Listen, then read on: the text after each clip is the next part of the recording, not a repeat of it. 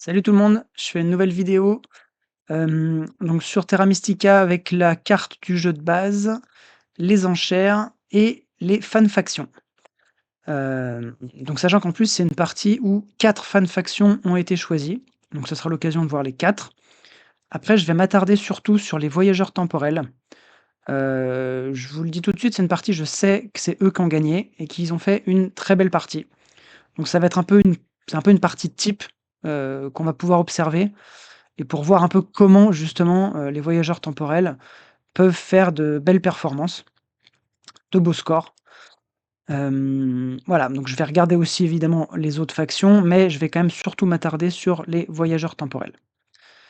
Donc désolé, on a le spoil, on sait que c'est eux qui vont gagner, mais ça va quand même être intéressant de voir les forces de cette faction et comment bien la jouer. Donc, je fais un petit topo des 4 factions en présence. Donc les architectes, eux ont comme particularité de générer des pelles grâce à leurs ponts. Ils vont pouvoir poser des ponts et terraformer gratuitement de l'autre côté du pont et construire. Donc c'est un moteur de pelle très efficace et avec leur forteresse, ils vont pouvoir déplacer ces ponts pour, marquer des points et pour potentiellement, bah, terraformer d'autres endroits. Donc c'est une faction qui est alors pas évidente à jouer, je trouve, mais qui est pas mal dans les parties où il y a pas beaucoup de pelles notamment, parce qu'ils auront cet avantage par rapport aux autres. C'est une partie où il y a pas la tuile bonus de pelle, donc ça peut être un bonus pour eux.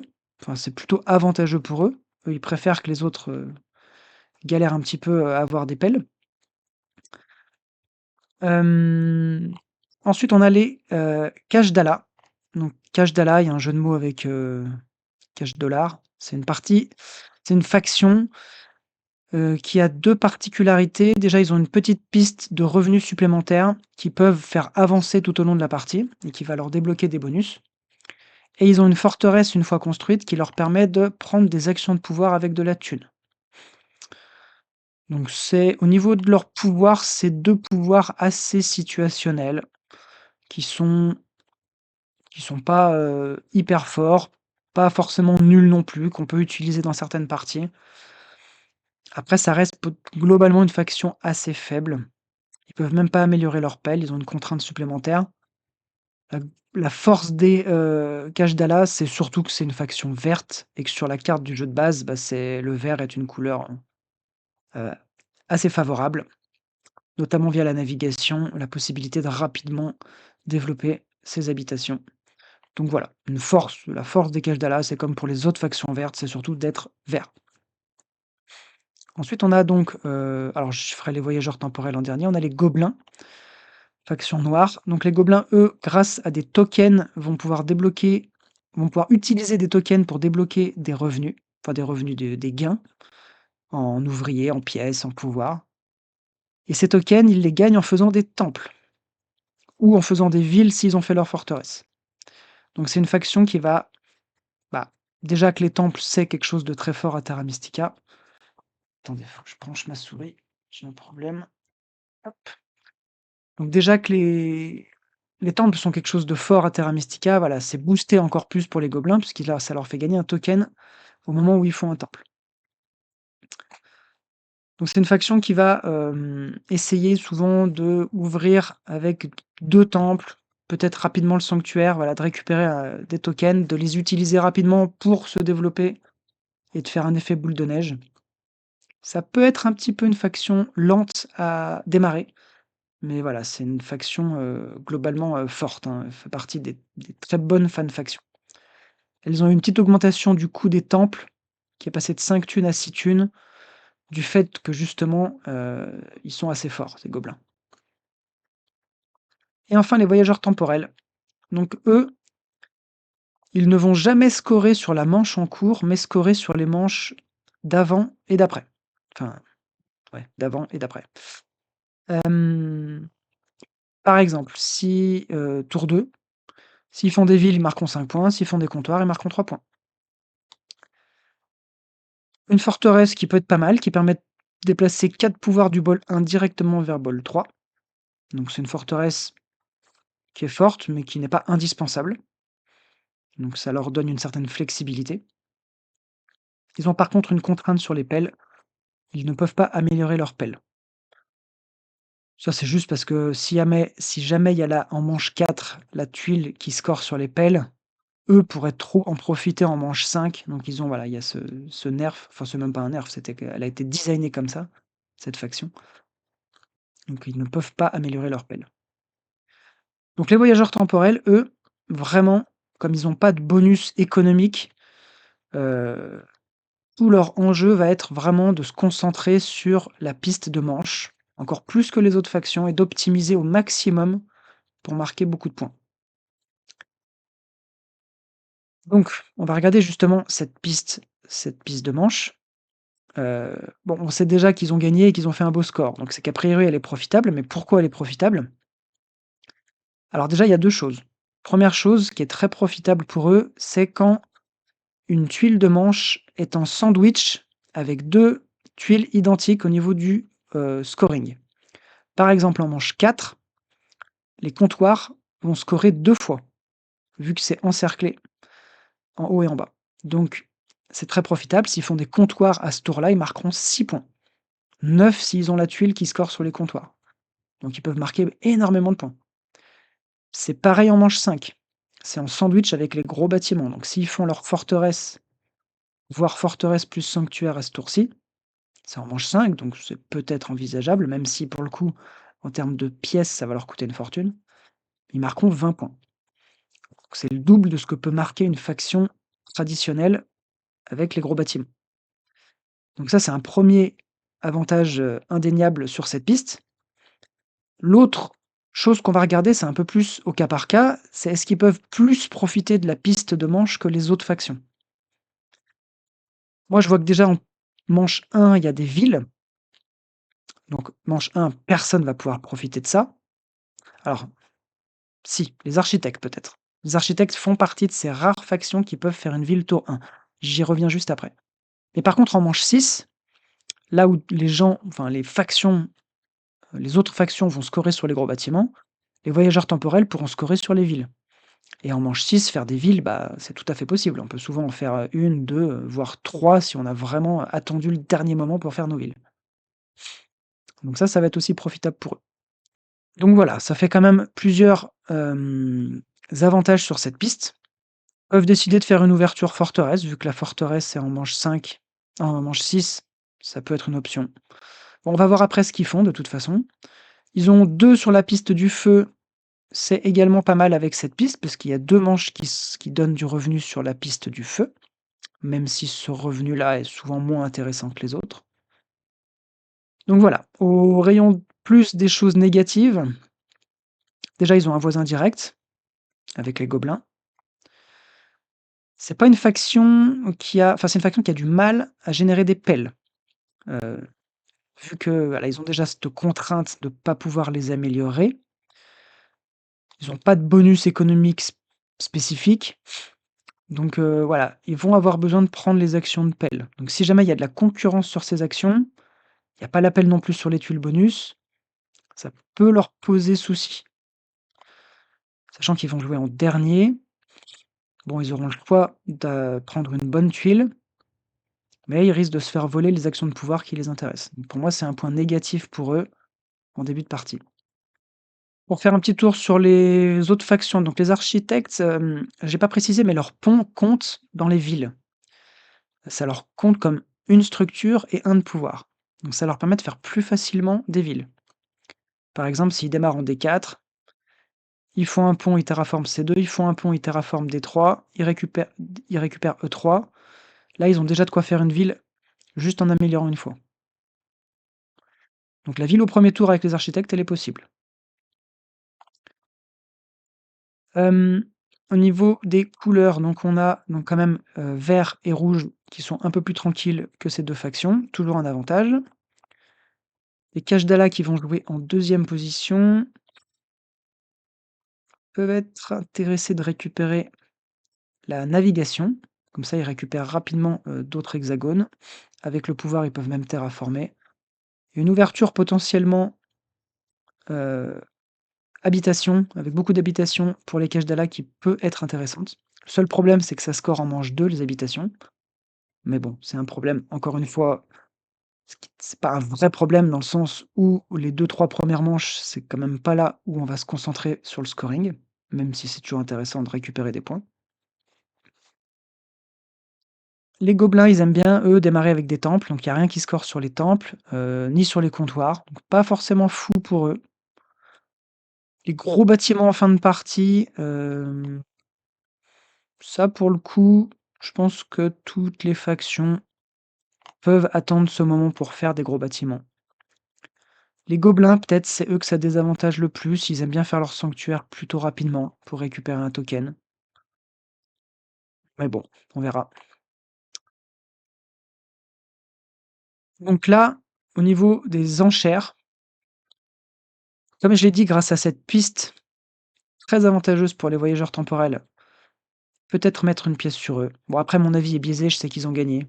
Objectivement, est-ce que j'aurais mis eux en premier? Je suis pas sûr. Du fait qu'ils ont un voisin direct, qui a une difficulté à trouver des pelles.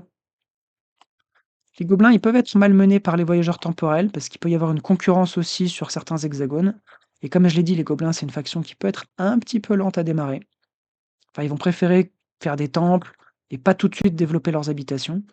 Donc ils peuvent se faire voler des terrains intéressants pour eux. Architect, j'aime bien dans cette config. Ils ont des bons démarrages, enfin des démarrages corrects pour les cultes. Il y a pas de pelle, mais ils vont pouvoir en générer autrement. Alors je l'ai pas dit, ils font des pelles aussi avec leurs prêtres. Des pelles, des ponts avec leurs prêtres, et du coup ensuite ça fait des pelles. Mais ils sont pas dépendants de l'action de pont. Même si elle est prise, ils peuvent faire des ponts avec leurs prêtres. Donc ouais, peut-être une petite pièce sur les architectes en premier. Les gobelins, je sais que c'est une faction qui est assez forte, donc de toute façon, on va pas leur, enfin, il y aura pas un écart de points énorme, hein, même si on peut les penser légèrement dessous. Pour moi, c'est peut-être les verts que je mettrais un peu plus derrière, la faction des caches d'Ala.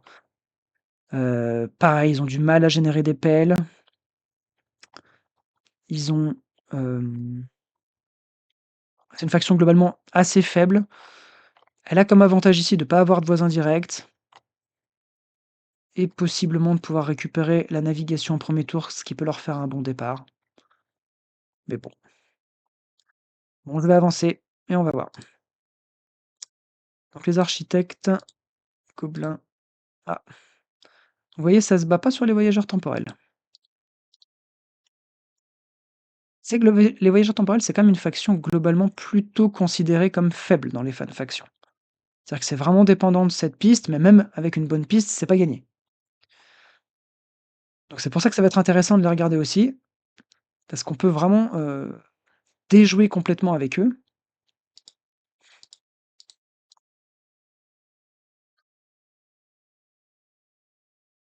Ok, donc on a c'est Xevok qui s'est dévoué pour prendre à 40 points les voyageurs temporels.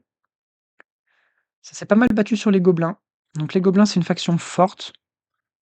Même si le setup paraît pas dingue pour eux, ça reste une faction, très correcte. Donc voilà, ça s'est pas mal disputé sur eux.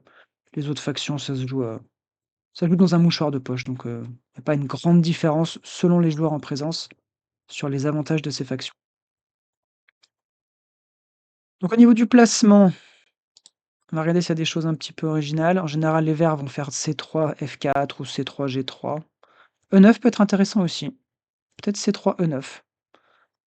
Faction noire, où c'est qu'ils vont se placer? Donc là, bah, les factions noires, toujours pareil, sur cette carte, il y a un continent ici qui est très avantageux, mais il peut y avoir de la concurrence avec les voyageurs temporels, donc peut-être plutôt privilégier E5.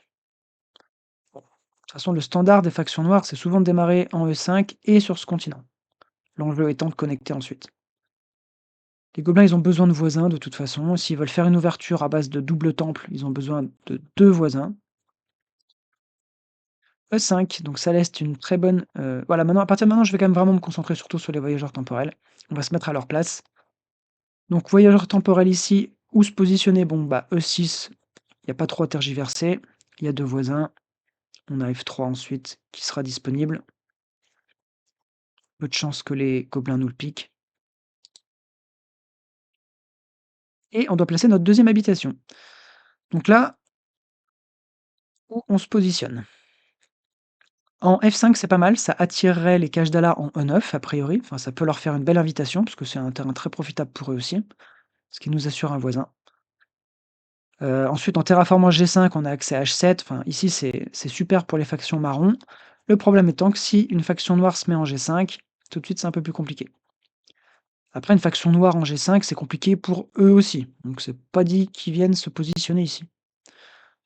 Donc bref, pour moi par défaut, le F5 me paraît quand même le choix, standard. F5 c'est parti. Alors, donc les gobelins qui choisissent B5. Donc ça, c'est original pour le coup. Pour moi, E10 faisait plus sens, mais bon, ok. Je pense que ça, c'est vraiment dans une optique de connecter le réseau. Ils auront rapidement un voisin en C4 et ils connecteront leur réseau plus facilement que s'ils démarrent en E10. J'imagine que c'est ça le plan. Donc la faction des caches d'Ala qui n'accepte pas l'invitation et qui va en F4 et D6 pour les architectes. Alors, petite particularité, D6 pour les factions rouges, c'est pas une mauvaise position, mais il y en a des souvent plus profitables, comme D7 par exemple, qui offre, plus facilement, une ville, et ensuite on récupère D6 avec la navigation. Le truc, c'est que les architectes, ils ont besoin de cibles pour leurs ponts et D6 c'est une super position pour ça. Ils font un pont, ils terraforment E8, ils font un pont ici, ils terraforment C5. Donc là, ils ont déjà 3 bons spots pour faire des ponts et terraformer gratuitement. Donc c'est un bon terrain. Carte bonus pour les voyageurs temporels. Alors du coup, ils vont prendre qu'est-ce qu'ils vont prendre? Qu'est-ce qu'on prendrait à leur place? Tout dépend un peu de ce qu'on prévoit de faire. Si les voyageurs temporels prévoient d'ouvrir sur leur forteresse, évidemment que cette tuile leur tend les bras. Après, encore une fois, il y a tellement du gros scoring possible en manche 5 sur les gros bâtiments qu'est-ce qu'ils n'ont pas plutôt envie d'attendre et de partir sur une ouverture plus standard avec un temple. Cette tuile est pas mal, elle donne du pouvoir et un ouvrier. Le pouvoir permettra peut-être de récupérer une action de pelle, soit la pelle simple, soit la double pelle. Donc la double pelle, elle va être très prisée au premier tour. C'est En jouant quatrième, je pense qu'il y a assez peu de chances qu'ils l'obtiennent, mais on verra. Pour moi, ça se joue entre ces 2 tuiles, soit les 2 ouvriers gros bâtiments, même s'ils font pas de gros bâtiments d'ailleurs, soit celle-là. Personnellement, je partirais plutôt sur cette tuile, pouvoir et un ouvrier, et je partirais sur un temple avec des pelles. En plus, ils vont gagner beaucoup de pouvoir. Premier tour là, ça va être la folie, et peut-être que la double pelle, ils vont pouvoir la prendre, hein. Le problème, en fait, c'est que les architectes, comme ils ont aussi cet avantage, les architectes, j'en ai pas parlé, mais avec, 3 dans le bol 1, 9 dans le bol 2, s'ils prennent 3 pouvoirs, ils ont tout de suite accès, première action, à la double pelle. Alors comme j'ai dit, ils aiment bien faire des ponts pour générer des pelles, mais la double pelle, elle est bien pour eux quand même, hein, donc ils peuvent vouloir la prendre. Là, on est dans une config où je trouve c'est un petit peu difficile d'anticiper ce que vont faire les 3 premières factions. Les gobelins, c'est possible qu'ils récupèrent assez rapidement les 2 ouvriers, sauf si on leur laisse cette tuile. Ouais, bon, par défaut, je pense que je prendrai le pouvoir et l'ouvrier et on va voir un peu comment ça se déroule. Donc non, ils partent sur le gros bâtiment. Très bien. Ils me font mentir. Bon, de toute façon, ça se joue entre les 2. Est-ce qu'ils du coup, ça veut dire qu'ils vont partir sur une ouverture forteresse? C'est ce qu'on va voir. Ensuite, les gobelins qui partent sur la thune. Donc ça, à mon avis, ça me conforte dans l'idée qu'ils vont rapidement prendre cette tuile, avec 2 ouvriers pour peut-être faire 2 temples. Cache qui ont la navigation, c'est bien, ils vont pouvoir rapidement traverser et essaimer leurs habitations. Et du coup, la dernière tuile pour les architectes qui leur permet de prendre, s'ils veulent, la double pelle en première action.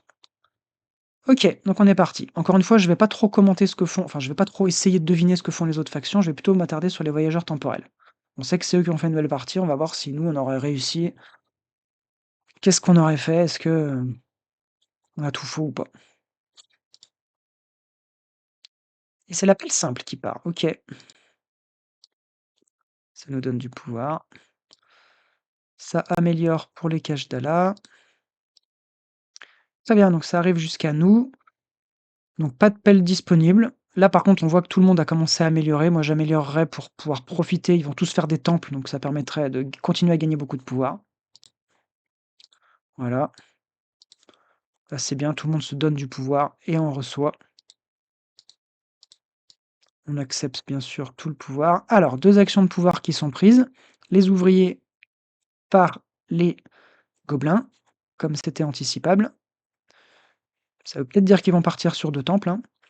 Et le prêtre a été pris par les architectes. Ça va leur permettre de faire un pont.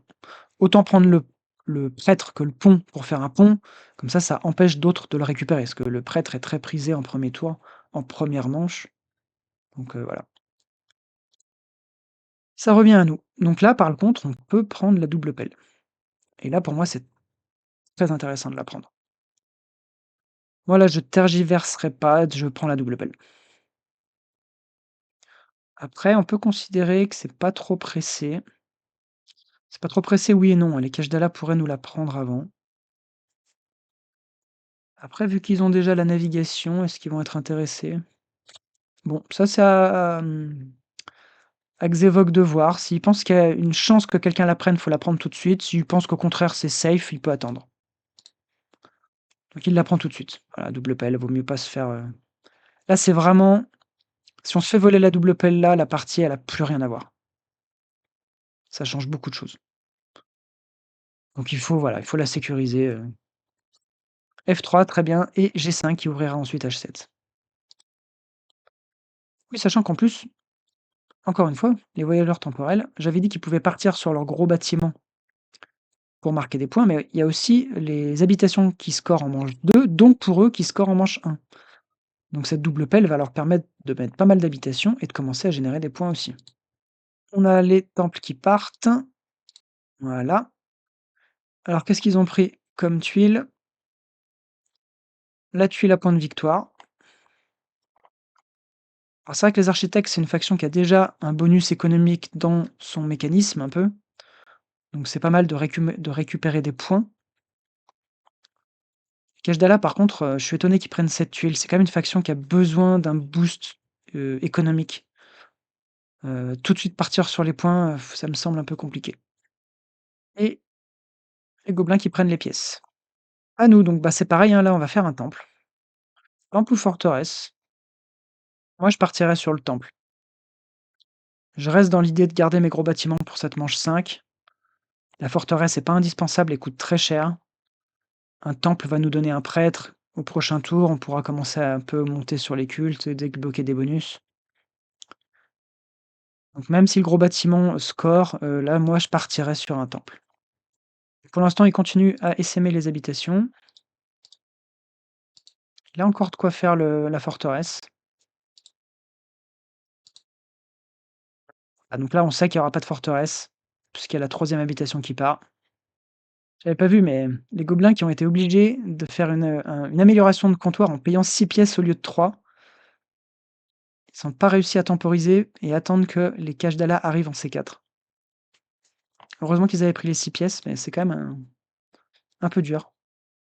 Et le deuxième temple qui part pour les gobelins. Voilà, les gobelins qui prennent 2 tuiles à, 2 tuiles économiques. Donc là, maintenant, vraiment, l'enjeu pour les gobelins, ça va être de générer des points de victoire. Ils ont un peu le problème inverse des voyageurs temporels. C'est une faction qui a des gros boosts économiques. Maintenant, c'est l'enjeu est de trouver des points. Les voyageurs temporels, c'est l'inverse. Et ben nous, il nous reste plus qu'à faire un temple. Alors, qu'est-ce que on prend comme tuile faveur? Étant donné que l'ouverture, un temple plus 4 habitations, c'est une très belle ouverture qui va générer beaucoup d'ouvriers. Je mettrais peut-être une option soit sur la pièce, soit sur les pièces, la tuile feu avec les pièces, qui en plus peut nous permettre d'avancer encore un peu sur les pistes, la piste du feu. Soit je partirais sur le pouvoir. Le pouvoir qui permettra de, récupérer plus facilement des actions de pelle dans les prochains tours. Comme je l'ai dit, on n'a pas beaucoup de on a besoin de générer des pelles, donc ce pouvoir-là permet ça.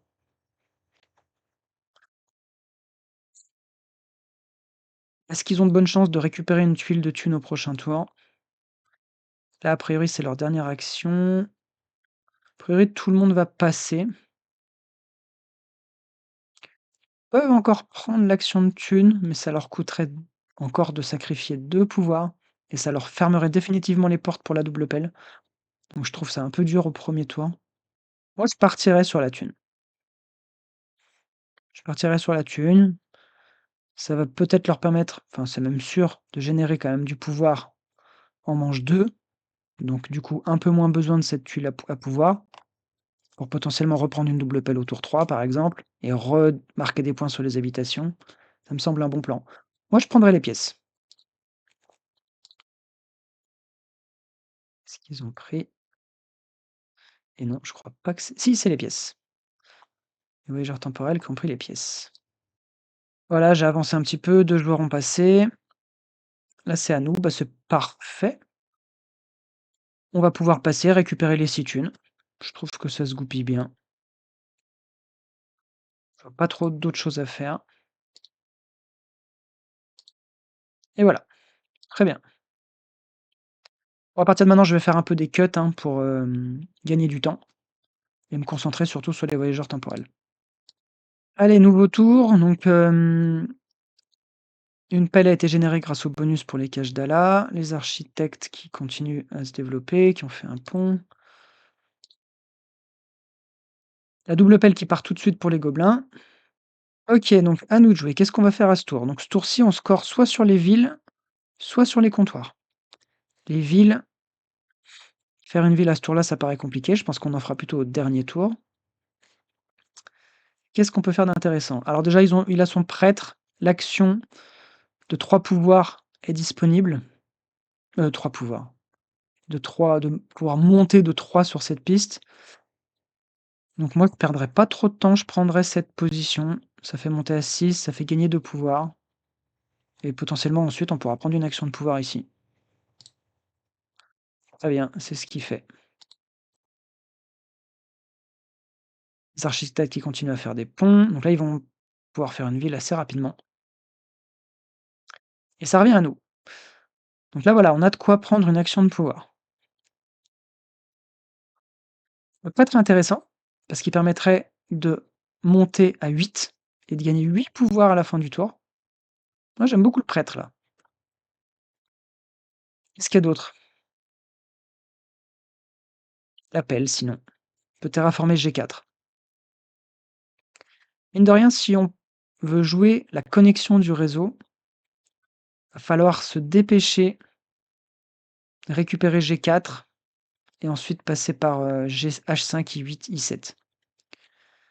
H5 est pas trop menacé, les f les terrains marrons ici non plus. Par contre, les terrains jaunes sont menacés par les architectes quand même. I7, je pense qu'il y a encore du temps. G4, je pense, je vois pas les architectes, voilà, pour moi, ils c'est pas trop pressé, hein, ça leur coûte 2 navigations. Ils ont déjà beaucoup à faire ici. Pour moi, la situation ne nécessite pas de prendre un hexagone rapidement, donc je favoriserais vraiment de prendre le prêtre et de monter à 8.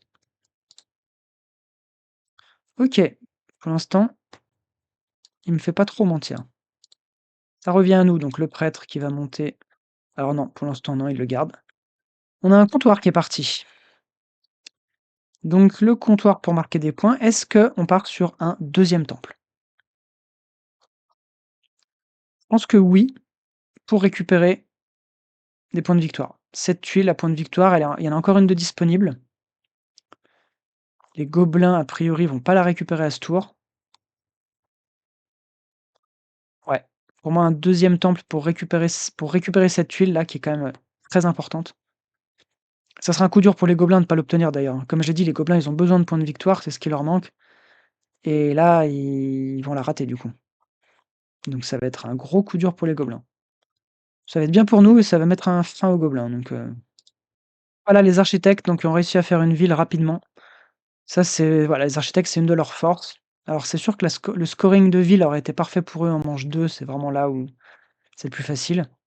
Tant pis, par contre, ça leur permet de récupérer la tuile, avec les 2 clés, qui est toujours très prisée si on arrive à faire une ville rapidement, qui leur permet de monter un peu sur tous les cultes. Eux aussi vont pouvoir récupérer les 4 pouvoirs ici. Ça revient à nous, donc pour moi, soit un deuxième temple, soit on envoie le prêtre. Le deuxième temple. Alors, comme j'ai déjà expliqué, pour moi, il y a pas débat, faut vite récupérer cette tuile à point de victoire. Mais peut me faire mentir, évidemment. Et voilà, la tuile à point de victoire qui part. OK. Je pense qu'il nous reste plus qu'à faire une montée à 8 ici et de passer. Voilà, c'est à nous, la petite montée à 8. Ça revient à nous, donc là, c'est le moment où on va passer. Je vois pas trop ce qu'on peut faire d'autre. À noter que les gobelins ont utilisé leur token pour gagner des ouvriers et ont terraformé A7. Donc ils préparent une ville ici et ils sécurisent la connexion de leur réseau. Après, ça leur a coûté cher quand même, hein. Ils ont fait une terraformation, avec 3 ouvriers. Comme j'ai dit, c'est les pelles, c'est quelque chose de, voilà, très concurrentiel là sur cette partie. Donc ça oblige un peu à terraformer à la dure, mais, je suis pas sûr que le jeu en valait la chandelle quand même, hein, ça leur a coûté très cher. Je sais pas. Donc nous, on va passer. Qu'est-ce qu'on récupère comme tuile? On va gagner beaucoup de pouvoir. Si on prend une tuile qui donne du pouvoir, c'est-à-dire qu'on va monter, on va même avoir trop de pouvoir. Est-ce que du coup prendre la tuile gros bâtiment avec les 2 ouvriers, c'est pas le mieux? Ça nous ferait vraiment beaucoup d'ouvriers. Cette tuile est pas mal dans le sens où on va peut-être monter la navigation à ce tour. Honnêtement, j'hésite un peu. Je pense quand même qu'encore une fois, on n'a pas beaucoup de pièces, hein, on est re avec le 2e temple nous a coûté quand même assez cher. Donc là, la tuile avec 4 pièces et une montée de culte, elle peut être intéressante. Après 2 pièces de moins, mais des points de victoire et du pouvoir. Alors encore une fois, le pouvoir, je pense qu'on en a pas trop besoin. Ça dépend vraiment de ce qu'on va vouloir faire au prochain tour. Au prochain tour, idéalement, est-ce qu'on prendrait pas la double pelle? La double pelle pour terraformer G6 et récupérer F7. Comme ça, on continue à essaimer nos habitations, on marque des points. On pourrait aussi faire une double terraformation sur G2. Ça, là, vraiment, on prépare notre ville au prochain tour. Enfin, au prochain tour, pas au prochain tour, mais on prépare notre ville pour plus tard. Moi, je pense que je prends les pièces. Je prends les pièces, sachant que j'ai pas prévu de faire là, je vois pas trop, de possibilité de faire beaucoup plus qu'1 ou 2 habitations au prochain tour. J'aime bien la double terraformation en G2. Ça nous permettra de faire une ville et ça nous rapproche pour I7. Ça, après, on récupère I7 et là, on n'est plus très loin de traverser et de potentiellement faire une troisième ville ici. Elle est toujours un peu plus compliquée cette troisième ville ici parce qu'on a 3 hexagones faciles, mais le quatrième souvent, il est très dur à trouver. I9 coûte 3 PL, et si on fait un pont et qu'on vient ici en G4, bah, de toute façon, on relie déjà une ville existante, donc bref, moi, je pense que je passe sur les pièces, mais sans certitude. Bien penser à faire des conversions avant de passer, parce que là, sinon, on va gagner trop de pouvoir pour gagner aussi un peu de pièces. Alors, il me fait mentir, donc il prend les 2 pièces et le pouvoir et les points de victoire sur la navigation. Donc ça va être intéressant de voir si il réussit à optimiser cette tuile. Avec 2 prêtres, il pourrait augmenter sa navigation 2 fois, marquer 6 points, récupérer H3. S'il réussit à obtenir une pelle, il peut terraformer B3 et récupérer B2. Il va y avoir des choses sympas à faire, mais voilà, là, les terrains noirs, à mon avis, ils vont quand même vite être pris par les gobelins. Bon, c'est intéressant, on va voir ce qu'il fait. A priori, pas ce que moi j'ai prévu. Et c'est la manche 3, donc c'est notre premier coup. 2 premiers coups, 2 premières actions, la thune et la double pelle ont été prises. Rien de très surprenant. La thune, à partir de là, ça devient très concurrentiel et la double pelle aussi. Donc c'est dommage pour nous. Avec 6 pouvoirs, ça aurait été parfait. Soit la double pelle, soit la thune. Parce que si on veut monter la navigation, ça coûte beaucoup de thunes. Donc là, j'avoue, c'est triste pour nous. Qu'est-ce qu'on fait? Alors évidemment, comme on est les voyageurs temporels, toujours on regarde la piste et on essaye d'optimiser au mieux, hein. Donc là, c'est encore une fois un tour où on a envie de faire des habitations. Après, je me creuse un peu la tête pour voir le plus d'habitations possible qu'on peut faire. Et c'est compliqué, parce qu'il nous manque soit de la thune, soit des pelles, soit les 2. Si on monte la navigation 2 fois, on peut récupérer H3. Bon, OK. 3 fois, on pourra récupérer B2. Mais là, ça nous demanderait de prendre le prêtre. Et après, c'est surtout qu'on n'a pas assez de thunes. On peut décider de prendre la pelle en G6, de terraformer du coup à la dure, la deuxième pelle qui nous manque et ensuite récupérer F7. Ça coûte quand même cher et c'est dommage, on n'optimise pas cette tuile. On a quand même envie de monter la navigation, je pense. Je pense que personnellement, je pars sur augmenter la navigation 2 fois. Si la pelle est encore disponible à ce moment-là, on en fera quelque chose. Par exemple B3, ce serait pas mal. Et on récupérera la thune qui nous manque avec des conversions de pouvoir. Je vois pas trop d'autres plans, mais on va voir ce qu'il a fait. Donc il avance sur la navigation. Deuxième coup, donc deuxième avancée sur la navigation. Tout à fait. Donc voilà.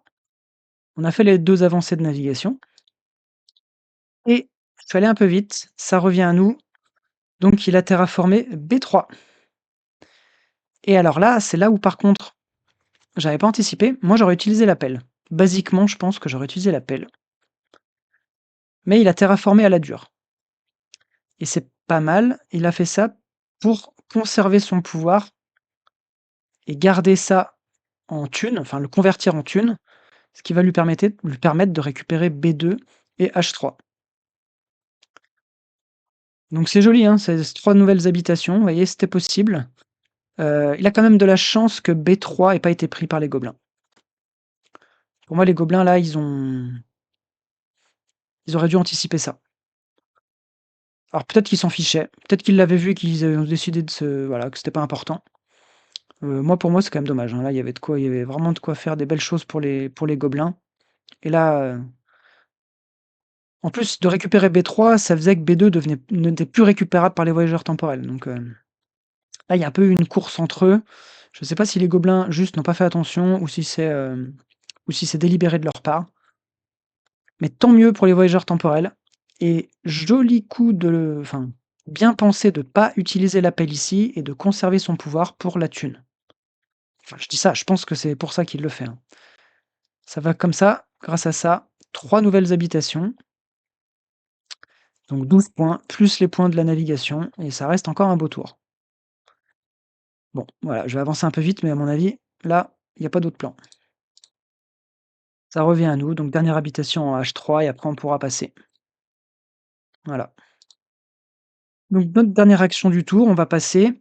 Vous voyez, je fais beaucoup de cuts, hein, je m'attarde vraiment que sur les voyageurs temporels.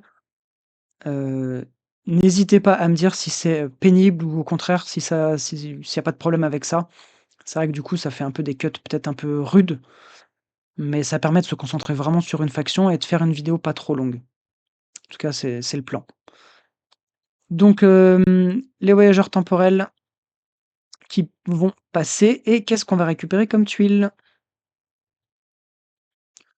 On a la thune encore qui est là, qui est disponible avec la montée sur la piste, enfin sur une piste. Là, on a un très beau revenu en ouvrier, 2 prêtres. Ouais, donc là pour moi, les pièces, surtout que comme on va jouer troisième, encore une fois, on risque de pas récupérer l'action de thune. De toute façon, on n'aura pas le pouvoir.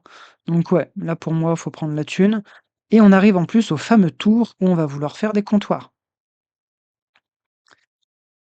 puisqu'ils vont marquer 6 points. 9 si on récupère cette tuile, mais là pour le coup, je pense que niveau thune, on va pas pouvoir.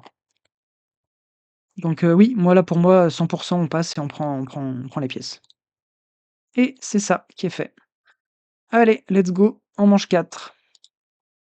Alors manche 4, donc on est troisième. Il y en a 2 qui ont joué, la thune qui a été prise, un sanctuaire qui est parti pour récupérer la tuile qui score sur les comptoirs. Donc forcément, eux, enfin les autres factions sont, au moment où ils vont vouloir faire leur sanctuaire, leur forteresse, leurs gros bâtiments. Nous, on n'est pas enfin c'est pas le moment. C'est un autre avantage que d'ailleurs peuvent avoir les voyageurs temporels, c'est comme ils sont en décalé par rapport aux autres factions, les tuiles bonus intéressantes peuvent être un peu plus disponibles pour nous au moment où on les veut. Typiquement, la tuile des je sais pas, des comptoirs, elle peut nous intéresser à ce moment-là et être disponible parce que personne va vouloir faire des comptoirs à part nous. C'est un exemple, là, c'est pas ce qui s'est passé. Petit focus sur les points de victoire quand même. Vous voyez que les gobelins sont largués. Heu, c'est vraiment, on va dire, un petit peu le problème des gobelins. Le fait qu'ils aient pas récupéré cette tuile leur fait beaucoup de mal. La tuile à point de victoire sur les habitations. Donc là, ils ont un tel retard que est-ce qu'ils vont réussir à le remonter? Pour finir, alors on sait qu'ils vont pas gagner, mais au moins finir dans les 2 premiers, ça paraît compliqué vu le retard. Les architectes qui, eux, font une belle partie pour l'instant, hein. Vous voyez avec les ponts, ils ont généré, une première ville ici. Là, il y a une deuxième ville qui se prépare ici et une troisième ici. À noter quand même que les architectes après, ils vont vouloir, si possible, si jamais ils font leur forteresse, ils vont vouloir déplacer leur pont et pour ce faire, quand ils déplacent un pont, il faut pas qu'ils cassent une ville existante. Il faut que ce soit toujours une ville éligible. Donc par exemple, s'ils veulent enlever ce pont, il faut d'abord qu'ils fassent des comptoirs sur cette ville pour que ça reste une ville, une vraie ville, quoi. Bref, c'est à nous de jouer, donc qu'est-ce qu'on va faire à ce tour? Bah, il y a pas trop à tergiverser, on va faire des comptoirs. On a 8 thunes. Le problème que je vois, c'est surtout les voisins. On va pouvoir faire 2 comptoirs facilement en B2 et B3, mais est-ce qu'on va pouvoir en faire un troisième? Ça va dépendre un peu de ce que font les autres factions, si on réussit à récupérer des voisins. On a aussi nos 2 prêtres. Je pense qu'avec les prêtres, il faut commencer à monter enfin sur la piste de l'air là. Il y a encore 3 emplacements disponibles et on fait des pelles au prochain tour. Donc s'ils réussissent à envoyer 2 prêtres ici, sachant qu'ils ont une avancée sur les cultes, ils peuvent récupérer, la double pelle au prochain tour. Donc ouais, pour moi, ce tour, il y a 2 comptoirs à faire ici, monter sur la piste de l'air et peut-être faire un troisième comptoir si les choses se présentent bien. Donc là, un prêtre qui part sur la piste de l'air. Deuxième action, on a gagné un peu de pouvoir, donc le 2. Bah, il reste plus qu'une place là, donc je pense qu'il faut vite la sécuriser. Ah non, mais je me suis trompé, j'ai confondu les couleurs, les marrons, ils étaient tout en bas. Donc la double pelle, ça va être compliqué. Par contre, la pelle simple, elle va être bien. Donc je pense qu'il faut récupérer cet emplacement, tout de suite. Ouais, voilà, c'est ce qu'il faut. On a une autre ville qui est partie ici, pour les architectes et donc c'est à nous de jouer. Bon, bah, là, on va commencer à faire des comptoirs. C'est bien, on a gagné du pouvoir, donc on va peut-être pouvoir récupérer une action à ce tour aussi, hein. Peut-être la pelle là, hein. Qu'est-ce qu'il y aurait d'intéressant à terraformer?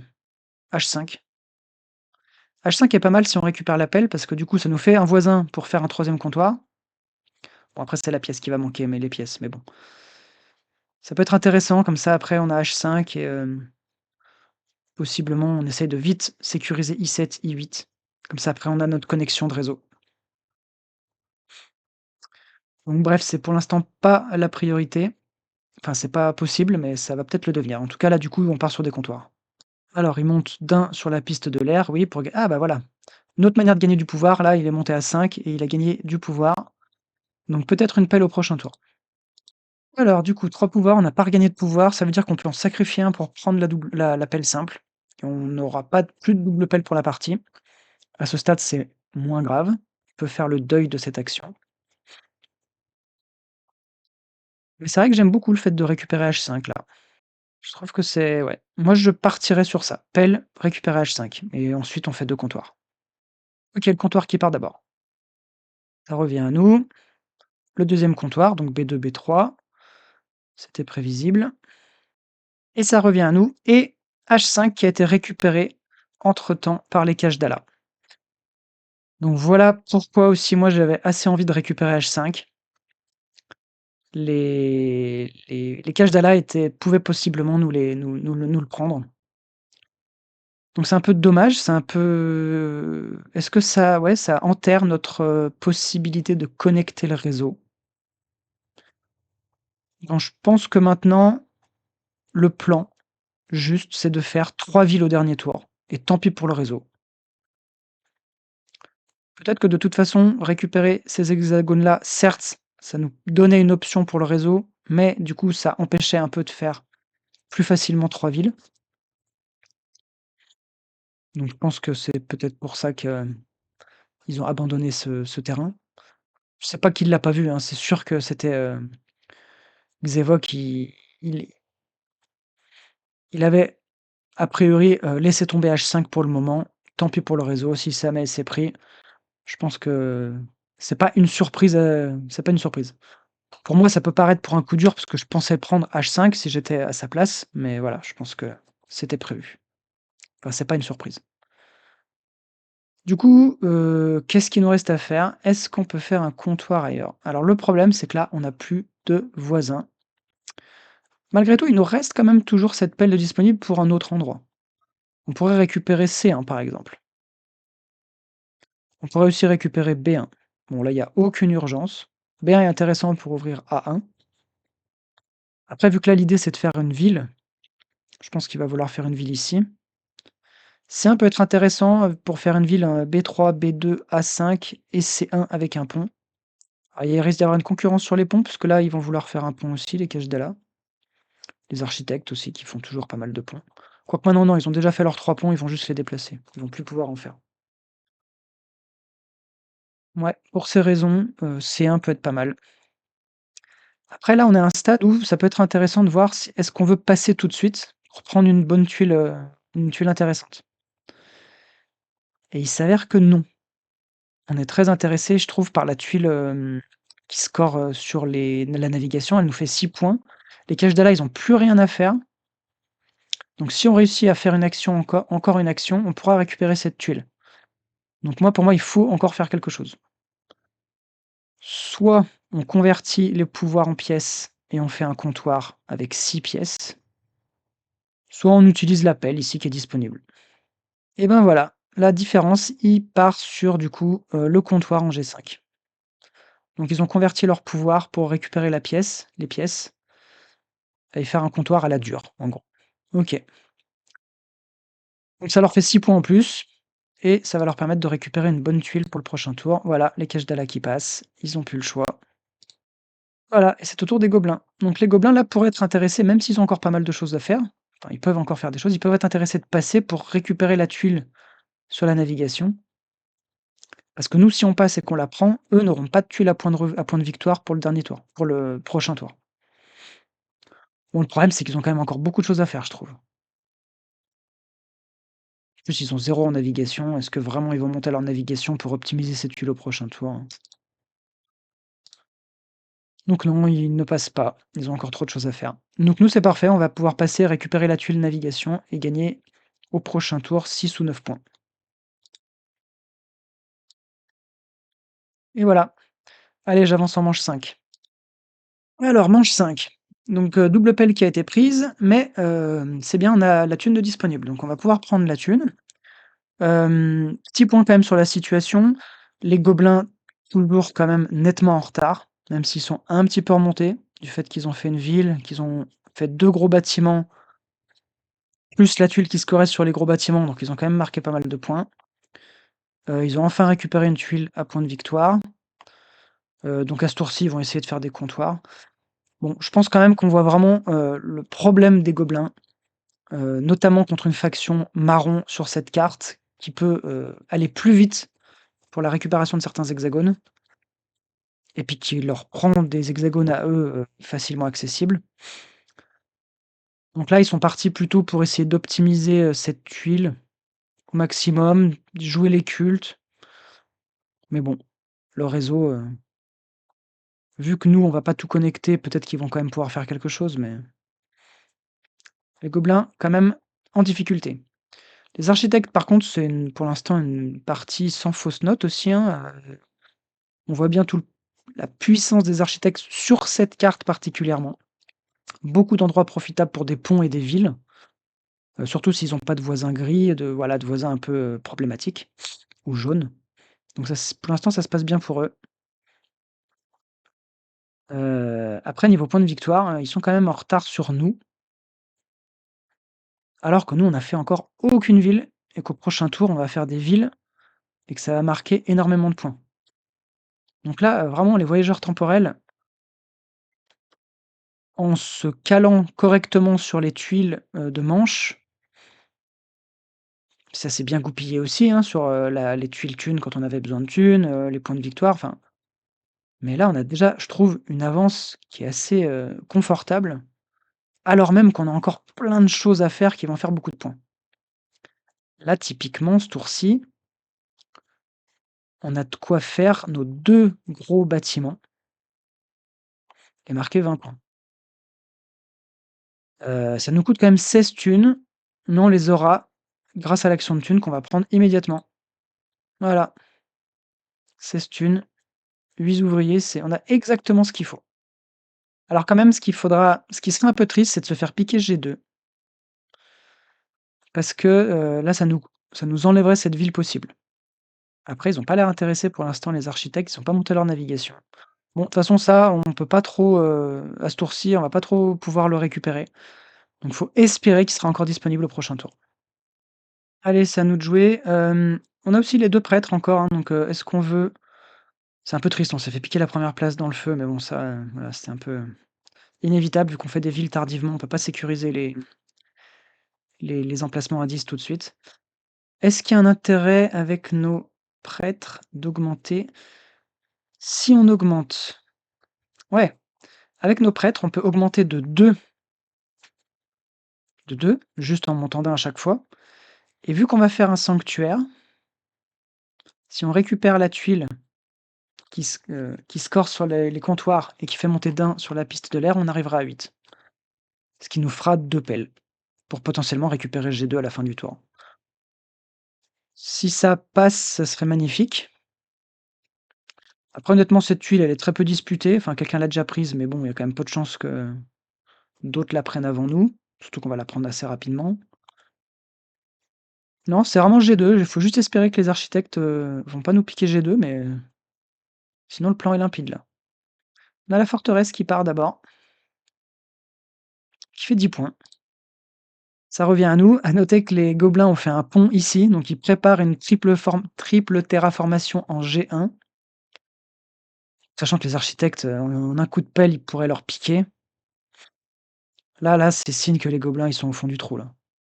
Une triple pelle pour faire leur ville.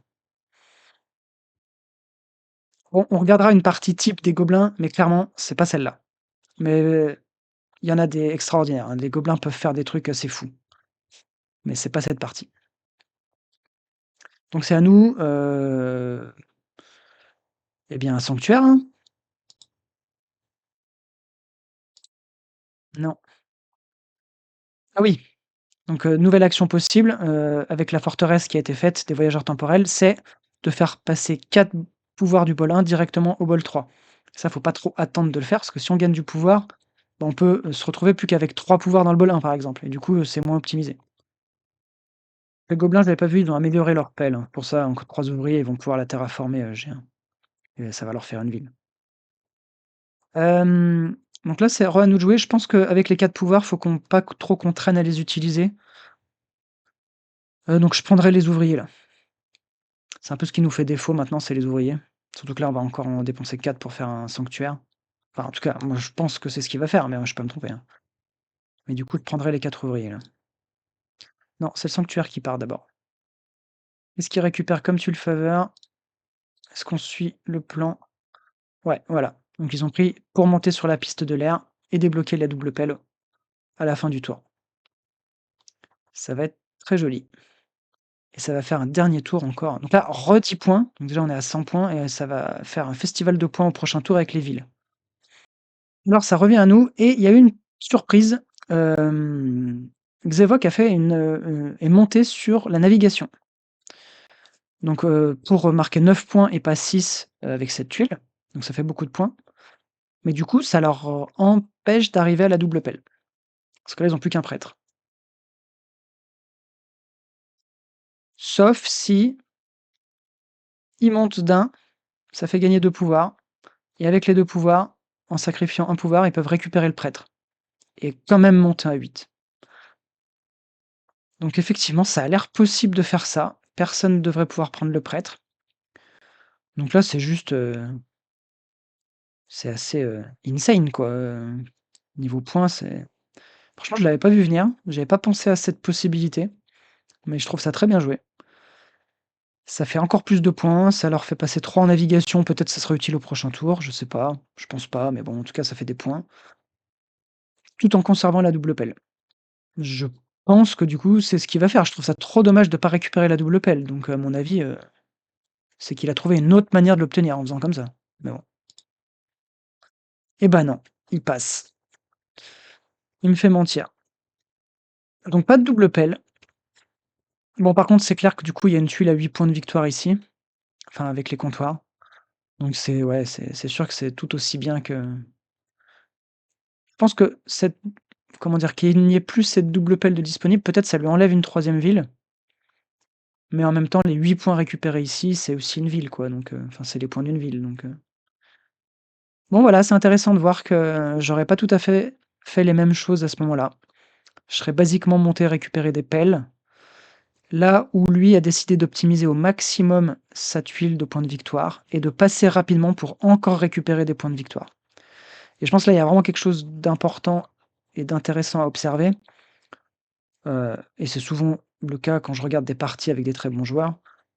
Il y a des moments où il faut quand même enfin, le basculement entre récupérer une pelle ou plutôt récupérer des points, il peut être décisif et parfois on est grisé par l'envie de récupérer une pelle gratuite, là où finalement des points de victoire, bah, c'est ce qui fait gagner, quoi. Donc voilà.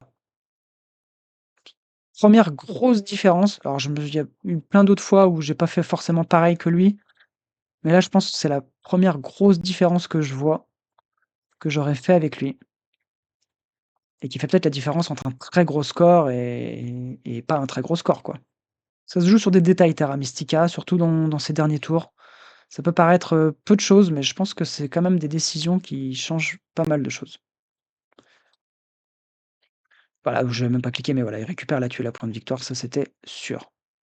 Allez, j'avance à la dernière manche. On va voir un petit peu combien de villes il va réussir à faire et avec combien de points tout ça va terminer. Alors donc c'est à nous de jouer. Donc l'appel qu'on a gagné en manche 5, on l'a utilisé en V4. Hem, je dis on, mais c'est pas enfin, c'est Xevox, hein, c'est pas on. Hem, au niveau des autres factions, oui, donc on a une ville effectivement qui était partie ici. Troisième ville aussi pour les architectes. Bon, tout le monde fait des villes, évidemment, personne à part nous attend le dernier tour pour faire des villes. Pour autant, on a quand même encore une belle avance. Les autres factions plus en difficulté. Bon, les architectes quand même 100 points, beaucoup de revenus. Les architectes, ils font une belle partie aussi, hein. Je me suis pas attardé sur eux, mais c'est une belle partie. Les gobelins beaucoup moins, je l'ai déjà dit. Les caches d'Ala, voilà, c'est une faction qui a plus de mal, ils s'en sortent comme ils peuvent. Je trouve qu'ils ont fait des trucs bien aussi et ils devraient finir avec un score tout à fait correct. Après, je vois bien les architectes quand même, accrocher cette deuxième place et les gobelins derniers. Donc nous, l'objectif, c'est faire le plus de villes possible. Donc qu'est-ce qu'on va faire à ce tour? Donc ce qui est bien, c'est que des voisins sont arrivés en E9, donc ça va permettre de plus facilement récupérer, de plus facilement faire un comptoir en F5 pour, faire une ville. C'est dommage que la thune ait été prise. On voit que nous, au niveau revenus, il y a pas grand-chose, hein, donc faire 3 villes avec ces revenus, je sais pas si c'est possible, hein. Ça me paraît compliqué. Donc je vois plutôt une ville ici et une ville au centre si on récupère G2.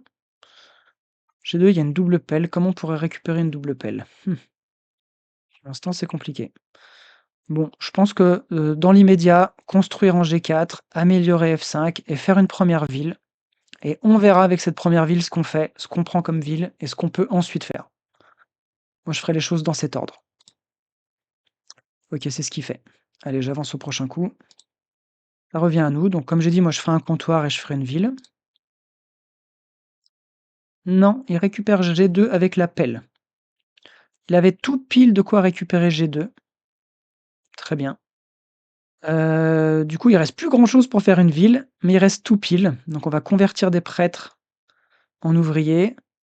Ça va nous permettre de faire un comptoir ici, pour faire une ville et ensuite avec la tuile ville, il faudra essayer de gagner les ressources pour pouvoir refaire un comptoir ici. Après il nous reste tout pile de comptoirs, donc c'est parfait. Exactement ce qu'on veut. OK, bon, bah, c'est ça le plan. Je pense que je vais pas faire les maths, mais je pense que lui a dû les faire et ça doit passer. Alors, c'était à nous de jouer et il a pas fait de comptoir. Il a fait encore une action que j'ai oubliée au dernier tour et qui va faire la différence. C'est l'action de la forteresse, de gagner 4 pouvoirs du bol 1 au bol 3. Donc ça, c'est bien, ça va leur permettre de, voilà, de prendre les 2 ouvriers ou de le convertir en pièces, enfin voilà, ça va permettre de faire des choses. Allez, voilà le comptoir qui vient de partir et du coup, il faut choisir une tuile ville. On a Qu'est-ce qu'on a là? Ouais, il nous manque quand même de quoi faire, la deuxième ville. En gros, il nous manque un ouvrier, donc on peut prendre les ouvriers, on peut prendre le prêtre ici. Est-ce qu'on a de ouais, on peut prendre les 9 points et le prêtre et on convertira les 2 prêtres en ouvriers et ouais, je prendrai le prêtre. Comme ça, on fera une dernière ville et on récupérera la tuile à 11 points de victoire pour la dernière ville, si elle est encore disponible. Ouais, donc c'est ce qu'il fait, il prend le prêtre.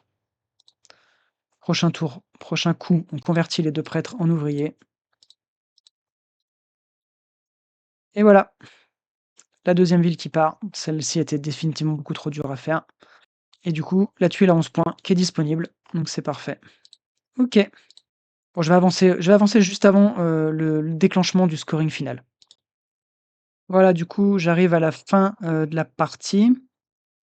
Donc vous voyez qu'avant le déclenchement du scoring final, hein, du réseau, des cultes, heu, on est à 170 points, quoi. Xevox est 170 points, tout ça juste avec, la piste de manche et les tuiles bonus qu'il a pu récupérer, donc c'est énorme. Heu, le double sandwich là, c'est vraiment ça qui a fait une grosse différence. Hem, ici, en manche 4, puis ensuite en manche 5 avec les gros bâtiments. Bien sûr, les villes aussi au dernier tour, hein, c'est le seul à pouvoir pu en profiter. Le bon début de partie autour des habitations, on a vu, enfin voilà, bref, c'est vraiment une partie qui s'est très bien passée, mais qui a été très bien menée par, Xevox et qui montre vraiment les forces des voyageurs temporels. Il a mis de côté le réseau, donc effectivement, je sais pas, pour moi, c'était quand même possible de peut-être faire 2 villes et de récupérer un peu du réseau, mais peut-être pas. Je pense qu'en fait, c'est surtout que les 2 gros bâtiments en manche 5 ont coûté hyper cher, donc ce choix de faire les 2 gros bâtiments à ce moment-là, c'est sûr que ça plombe l'économie pour beaucoup d'autres choses. Vous voyez que même pour faire 2 villes, c'était juste derrière, tellement on avait tout dépensé dans ces gros bâtiments, donc c'est là où il y avait un choix à faire et clairement, 10 points par gros bâtiment, ça s'est pas refusé.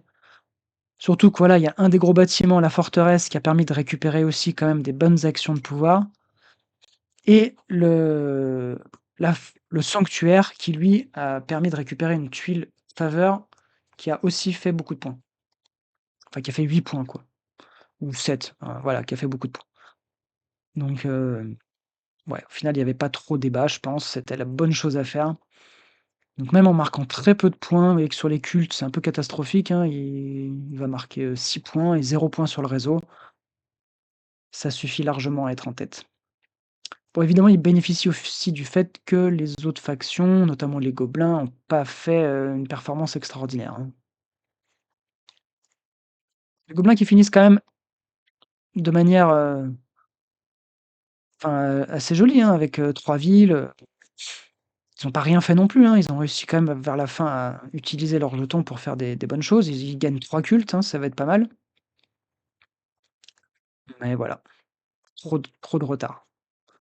Voilà, donc là, on est sur le scoring des cultes. Les Kashdala et les architectes au coude à coude. Le réseau va faire la différence. Les architectes sont premiers, Kashdala deuxième. Donc c'est vraiment les architectes qui vont accrocher cette 2e place.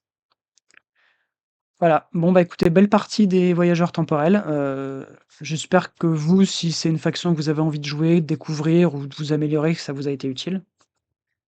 Je pense que je ferai d'autres vidéos comme ça, où je m'attarde sur une faction en particulier qui a particulièrement bien joué. Moi j'ai trouvé ça hyper intéressant, j'ai appris des trucs, donc voilà, je le fais pour moi aussi, hein, j'apprends à chaque fois quand je vois ce genre de partie.